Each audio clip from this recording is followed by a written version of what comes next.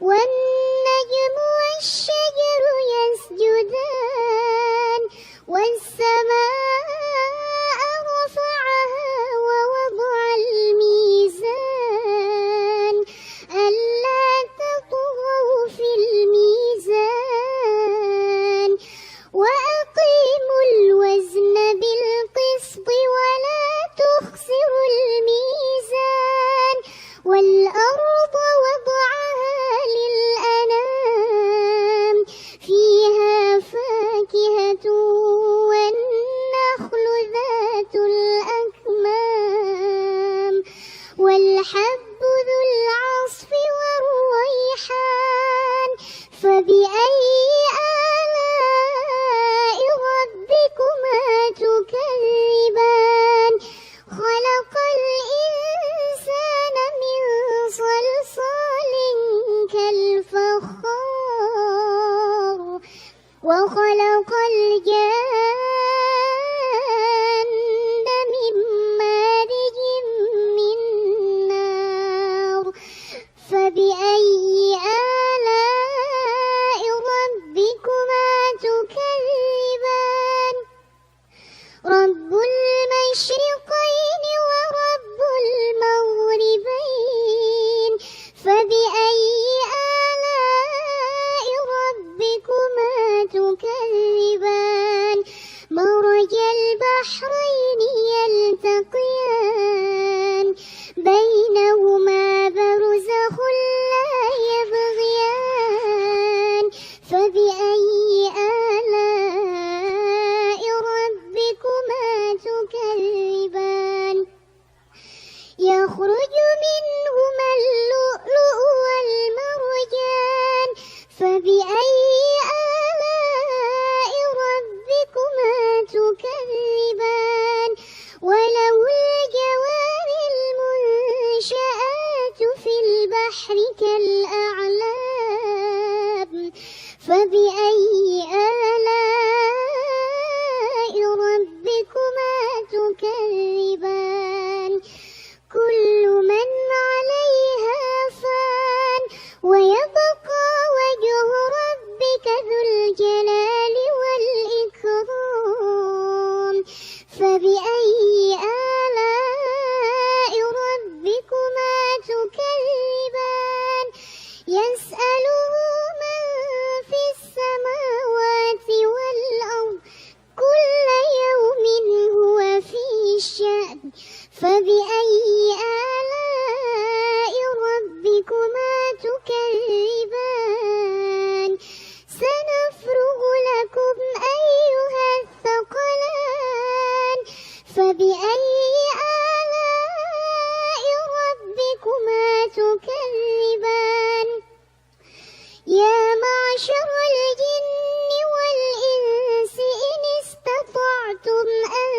تنفذوا من أقطار السماوات والأرض فانفذوا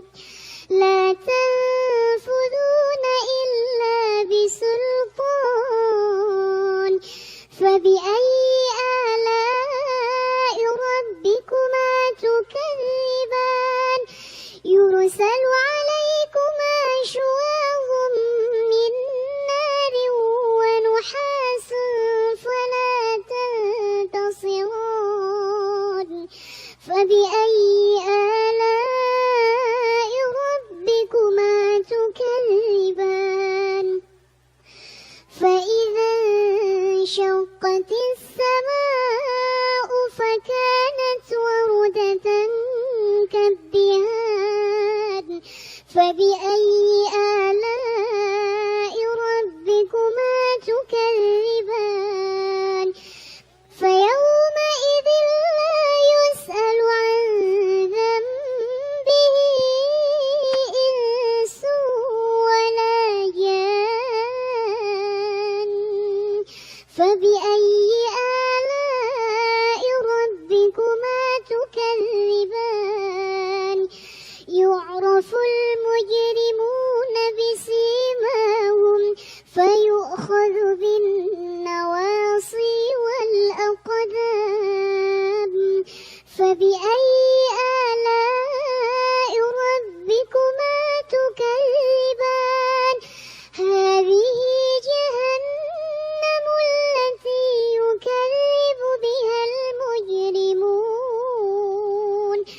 يطوفون بينها وبين حميم آن فبأي آلاء ربكما تكذبان ولمن خاف مقام ربه جنتان فبأي آلاء ربكما تكذبان ذواتا أفنان فبأي آلاء ربكما تكذبان فيهما عينان تجريان فبأي آلاء ربكما تكذبان فيهما من كل فاكهة زوجان فبأي آلاء ربكما تكذبان متكئين على فرش بطائنها من استبرق وجنى الجنتين دان فبأي آلاء ربكما تكذبان فيهن قاصرات الطرف لم يطمثهن إنس قبلهم ولا جان فبأي آلاء ربكما تكذبان كأنهن الياقوت والمرجان فبأي آلاء ربكما تكذبان هل جزاء الإحسان إلا الإحسان فبأي آلاء ربكما تكذبان ومن